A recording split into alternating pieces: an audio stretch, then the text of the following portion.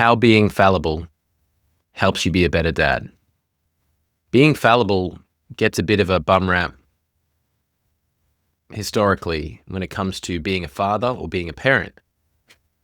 I know I grew up in a time where a lot of parents would say, just because I said so. Don't question me. And if you did have a question, it was talk back. You were being rude inherently just for asking a question. But this isn't something that I think is accurate or true. Being fallible means that you are able to make mistakes and you're human. Whereas historically, if your approach was don't question me, don't talk back, and blaming mistakes on outside factors or others, that means that being fallible, being able to fail, was wrong or bad. This gives a very unrealistic view to our kids. I know dads that are older than me, that are a generation or two older than me, that still have a tough time apologizing, have a tough time owning their mistakes, who find it much easier to blame someone else when something goes wrong, even if it was their decision, who avoid saying, I'm sorry, when they make a mistake, or when they do something wrong, when they misjudge. Being infallible, being unable to fail, or viewing failure as wrong or bad, sets really unrealistic standards for our kids. It's a standard they can't possibly reach. It's a status that we can never possibly reach. We are always going to fail. We're always going to mess up. We're always going to get things wrong. We're going to misjudge things at times because we aren't the other person. We will misjudge situations. We will misjudge people. We will misjudge relationships and understandings. Misunderstandings happen all the time.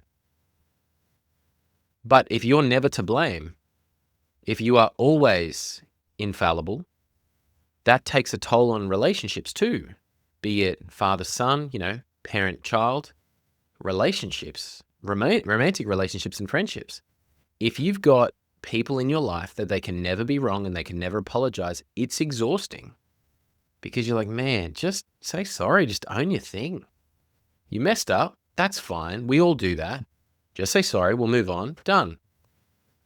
Just take responsibility for your mess and move on. Be fallible. You can say, sorry about that, totally misunderstood, my bad, I apologize. Move on. That's fine. It's not scary. It doesn't hurt you. It's okay to be wrong and it's okay to fail. And you're still an okay person. You're still a good person. You don't need to overthink it. You don't need to get in your own way to take ownership and grow and move on, to heal something. Being infallible does set these unrealistic standards, but they are also expectations. They give unrealistic expectations to our kids, because if they see you have a tough time to apologize and view apologizing or failure as wrong, your kid will grow up to fear failure. If you carry these standards and you find it hard to do so, you find it hard to admit defeat, admit when you fall short, admit when you get it wrong, to apologize, things like that, your kid picks up on that and you could leave them with the fear of failure. I know that I struggled with the fear of failure for many years and it still comes up in areas of my life, not as many. Done a lot of work through that, very aware of those things and to try and action regardless of. But it comes up and it can really come up from our heritage and from where we come from and from our environment.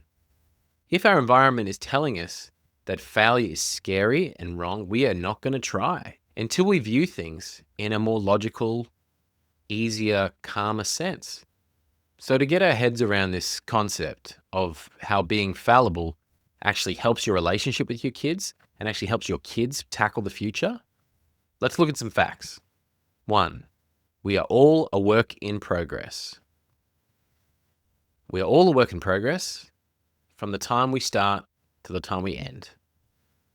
We do never, ever reach the pinnacle and the peak and perfection.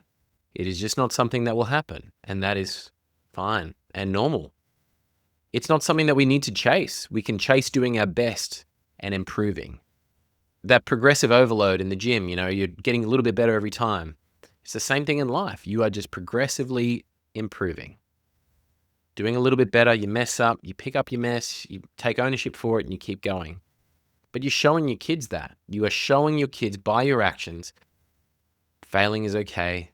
I'm going to try again. I'm going to try something different this time. Or I'm going to try again with this particular tweak, and we're going to see where I end up. It's not scary. It's normal. And you don't have to let it deter you from trying. Number 2, that trying is okay and failing is okay. If you try your best, that is what you can control. You cannot control the outcome. Obviously, trying and practicing will help in your favor, but you cannot control the outcome. It's just not something we can do. If you're going for something, you're building a business and you're giving it all you got and it falls short, you tried, you did your best, you learned as you went, everything, you feel better having tried than having avoided, than having ran away, avoided, fear of failure keeping you on the sidelines. You haven't let yourself get in your way. It's so easy to do that, to let yourself get in the way, to let your fears get in the way, to let your shortcomings, your insecurities get in the way. It's okay to try. It's okay to fail. Failing is not as scary as what you think it is. It's not fun. No one wants to fall short. I get that. But it's normal and it's part of it. And it's the best way forward. If we just sit there and analyze and think and think and think and think and never action and never try and never fail and then learn from those failures or mistakes and then come up again, then we don't progress. We don't progress as fast. You progress way further when you try and apply and fall short and try and apply and fall short and just keep doing that. That's the way to go. Being fallible makes you a person. You become more relatable when you fail, when you get it wrong. You become more human when that happens. You're not this perfect dude who's just killing it and just gets it right every time, swish every shot. You're a person who messes up, makes mistakes, makes dumb mistakes at times, makes, miscalculations as well, gets it wrong, gets it right, tries again, owns their mistakes, and builds on their strengths. You're that person. You're relatable. You're showing your kids that you're relatable. Your kids can relate to someone who gets it wrong because they get it wrong. I know people who are adults in their 30s and their dad found it hard to apologize and hard to own his mistakes. And they find it hard now too. And that used to do their head in about their dad. And how unrelatable that was. And they're like, Dad, just say sorry. Just move on. Dad, we get it. You messed up. It's fine. It's normal. But people can be stuck and people can be scared. Scared to be seen as a failure. However, often that's just this internal thing that we've got going on, is that we can view ourselves as a failure or like we're falling short or letting people down. But we're not. We're just trying our best. And as a good parent, we want our kids to try their best. We want our kids to do their best and to give it everything they've got and see where it lies. To do everything they can. And that's what we can do. It also makes you authentic when you fall short. Your kids can see the real you, how you react in that situation when you fail, when you mess up, when you make a mistake. You're teaching them how to handle when you fall short, when they fall short in life. Do you handle it with grace? Analyze it, look at it, own it, either verbally or physically or mentally, emotionally, and go, yeah, all right, I think I made a mistake here. I think if I did this and changed that, it'd be okay. And you try again, you get back up. You don't try once and then call it quits. You don't have one misstep and then you call it quits. You hang up the towel. It builds a bond with your kids when you are able to be honest, when you're able to be true, when you're able to show them hey, mate, like, yeah, I messed up on this particular thing, or I got this wrong. So now I'm going to try it this way and I'll see how I go.